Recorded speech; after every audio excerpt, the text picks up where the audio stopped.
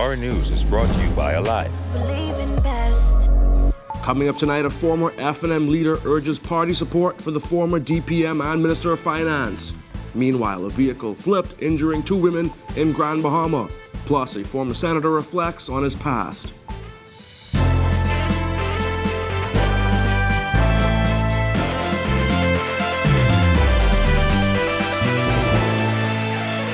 Welcome to Our News, and thanks for joining us. I'm Jared Higgs. Topping news tonight, former F&M leader Tommy Turnquest is urging F&Ms to rally behind Peter Turnquest as deputy leader. This comes after Turnquest's shocking resignation as Minister of Finance and Deputy Prime Minister. Let me say that I think that what the former Deputy Prime Minister did and Deputy Leader of our party did was to avoid a distraction. Turnquest's comments came as he appeared in this week's edition of On the Record with Jerome Sawyer. It was just hours after Peter Turnquest tendered his resignation in the face of mounting pressure over allegations that he helped to defraud 2 companies of around $28 million. Turnquest admits that he doesn't know all the facts, but the former F&M party leader points out that accusations are just that. All said he was not named as a defendant. I think that says something about the case, that if they felt strong enough, they should have named him as a defendant. And he wasn't named as a defendant. I don't know why he wasn't. The alleged fraudulent acts occurred between 2008 and 2017, according to a writ filed on November 16th by the law firm of Michael Scott QC, a prominent F&M and chairman of the Hotel Corporation. The writ alleges that Randy Butler, Sky Bahamas Airlines Limited, and Aviation Oversight Group Limited, together with Turnquest, conspired wrongfully and with intent to injure those companies and or to cause loss to them by unlawful means and or to enrich themselves. The East Grand Bahama MP said his decision to resign was to protect the Free National Movement, his constituents, and his family.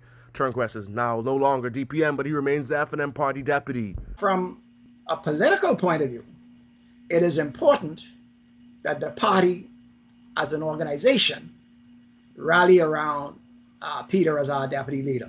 In his resignation letter, Turnquest said his focus as Minister of Finance was to deepen our democracy by enacting legislation that reformed and modernized the management of our economy and the public's finances. Unfortunately, that's been juxtaposed to this whole fact of this is a business deal, obviously gone bad prior to his ministerial appointment.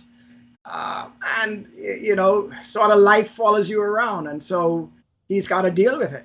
Tommy Turnquest, now chairman of Bahamas Air and formerly Minister of National Security, says this week's resignation of another cabinet minister, the third in less than 18 months, shows that governing is far more challenging than being in opposition.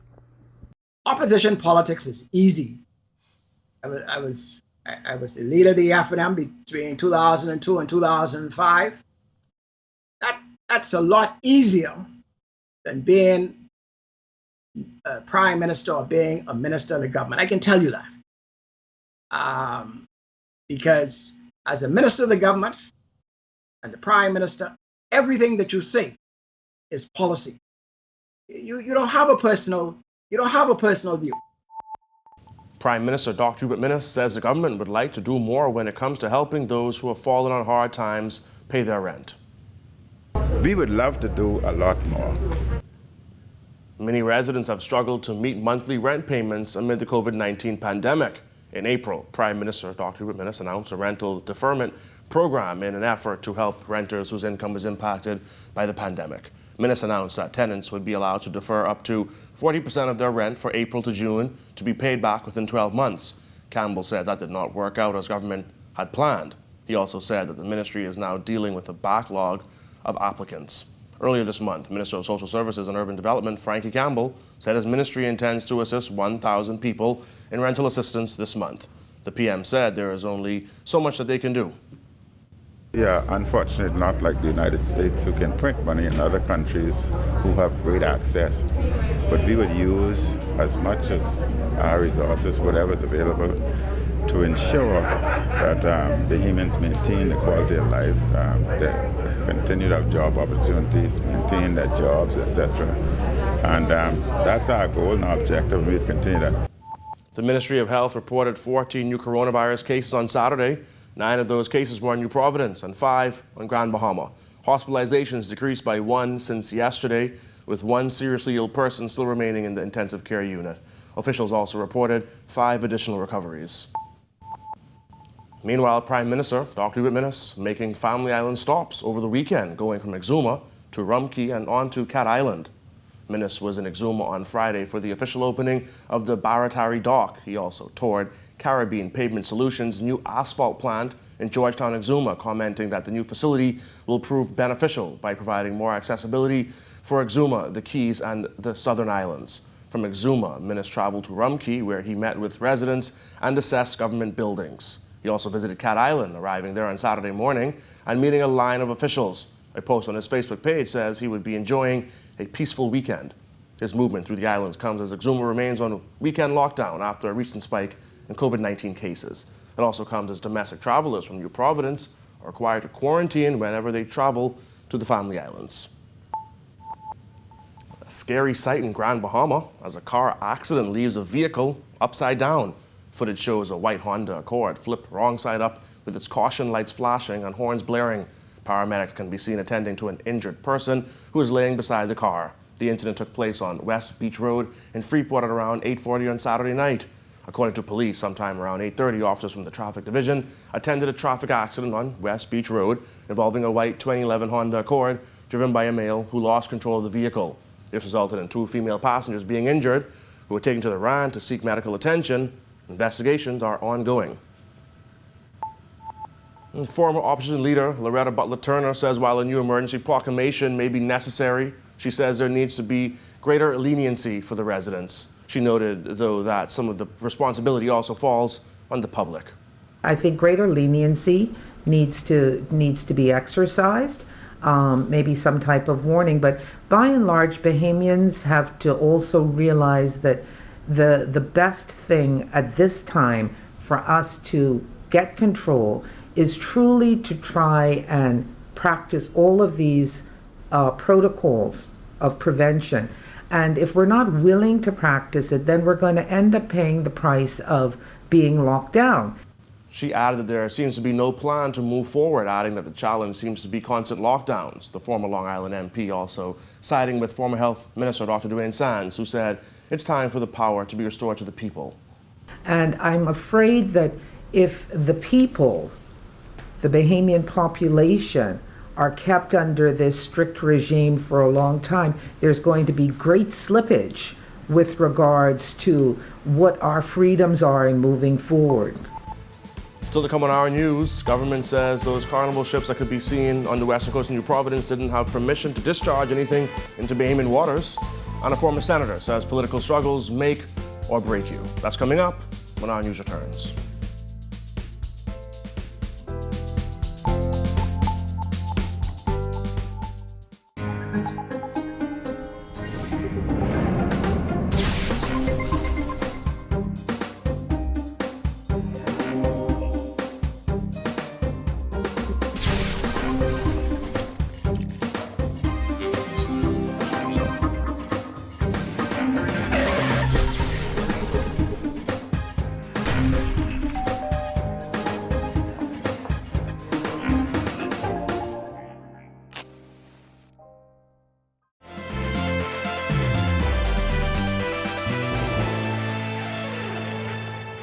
Welcome back.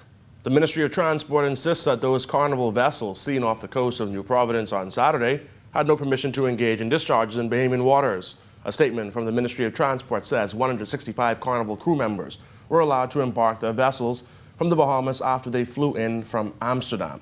The statement adds that Carnival complied in all respects with all of the Bahamas' medical, immigration, and customs requirements, including the production of a required individual negative COVID-19 test prior to entry. They were transferred non-stop directly to the harbor, where waiting charters ferried them directly to their ships. The entire operation from arrival at the airport to embarkation aboard their ships took little more than 8 hours and is being completed safely, according to the statement. About a dozen Carnival ships could be seen off the coast of New Providence on Saturday.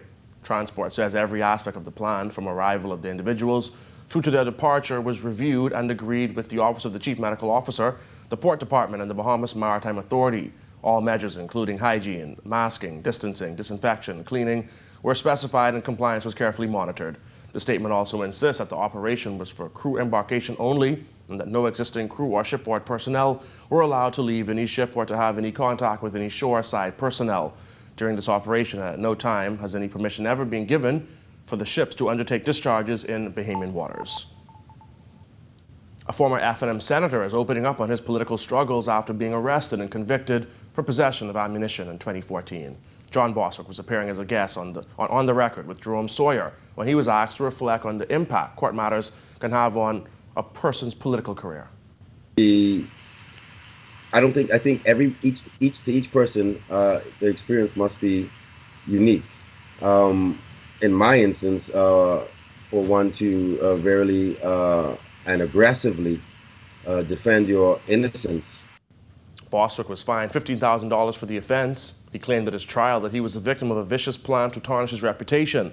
He says despite the political setback that saw him resign as a senator, he remained active. Through the time of my trial and tribulation, I never stopped. And if you recall, even during that trial, I was leading protests. I was leading mass protests, in fact, and I was making weekly appearances on the radio, and I never stopped in my belief that you have to speak truth to power, no matter the aggression and the oppression or the victimization or the attack that comes towards you because of it. So each person has to deal with it as they may. For me, it doubled my resolve, doubled my intent.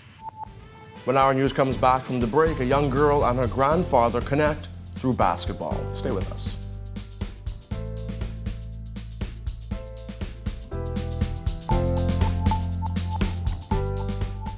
Just when you thought the year would end drought, Rev came through with Magic and Holiday Cheer. Our cashback will double, making more spirits rise, with chances to spin and with a dope random prize. The rules are quite simple. You can find them online. Just sign up for Trio and pay your Rev bill on time. Our grocery store dash is sure to bring smiles as 16 lucky winners tear through the aisles. Call 601-8992 or visit rev.bs/promotions to find out how you can win with Rev's Field of Magic giveaway. Rev, you and us, together.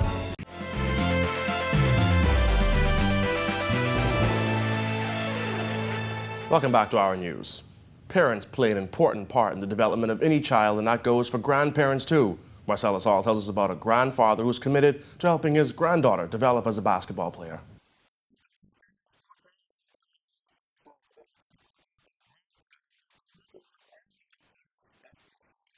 Proud grandfather Ross Smith watching his granddaughter and other young ladies go through their paces on a beautiful Saturday morning under the watchful eyes of Coach Red Eye McSweeney.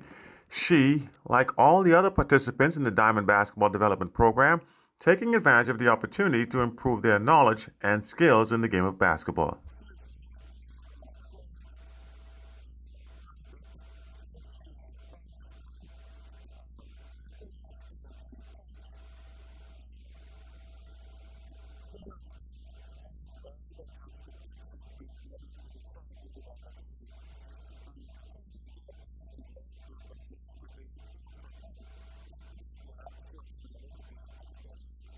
Smith said it's been amazing to see how much confidence the players, including his granddaughter, have in their coach and what he has taught them.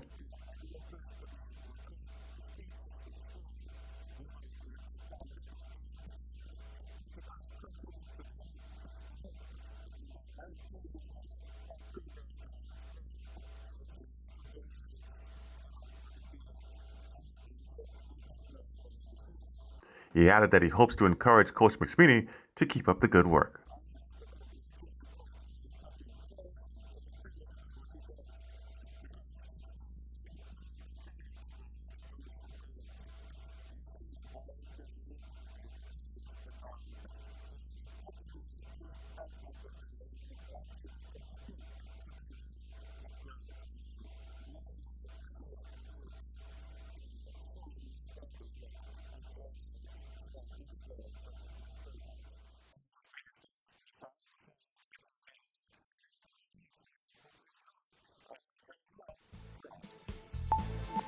When Our News comes back from the break, we've got the hottest quotes from last week. Stay with us.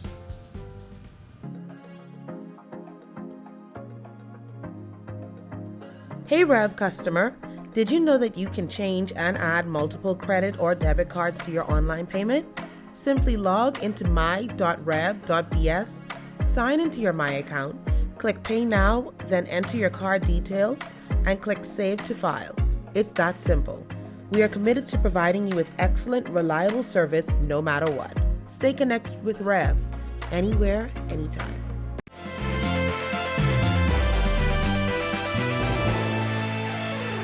Welcome back. It's time now for your quote of the week. Coming in at number 3, the family of a pilot who was killed 11 years ago, expressing outrage after his alleged killers still haven't been tried all these years later. One of the persons accused of the crime was freed this week with the court's ruling that an unreasonable amount of time had passed since he was charged. Lionel McQueen's aunt, Sean Saunders, says it's unacceptable. The fact that nobody has been tried in 11 years for his murder is the most ridiculous, outlandish injustice ever. It is a slap in the face for people like myself and my sister and my entire family who have been upstanding citizens in the Bahamas who have abided by the law. At number 2, opposing views on a new proclamation of emergency. Minister of Health Renward Wells touted the decrease in COVID-19 cases, while the opposition leader says the extension of the powers is more to do with the competent authority. Down, as the Prime Minister would have said, from our national high on October 22nd of 122 hospitalized cases in country, we are down now to simply 19 cases throughout the archipelago. This new extension of the proclamation of emergency has nothing to do with public health and everything to do with a competent authority, in my view, who has learned that he prefers to govern and spend without accountability or oversight. And your quote of the week comes from former Deputy Prime Minister and Minister of Finance Peter Turnquest. Turnquest resigned this week after he was accused of defrauding a company out of $28 million. In his resignation statement, Turnquest wrote, "It has been my great honor and privilege to serve my country in public office. I have done so with total fidelity and adherence to the tenets of our democracy and the Westminster Conventions by which we are guided." He added, as a consequence of all the unfounded and untrue claims that have been circulating in the mainstream press, as well as in social media, to protect my family and in the best interest of my constituency and my party, I have offered my resignation as Deputy Prime Minister and Minister of Finance to the Prime Minister with immediate effect. Turnquest will continue to serve out the term as Member of Parliament for East Grand Bahama. Thank you for joining us for Our News Tonight. To catch our news on the go, download the Rev Go Play app. On behalf of the entire news team, I'm Jared Higgs. Have a beautiful evening, Bahamas.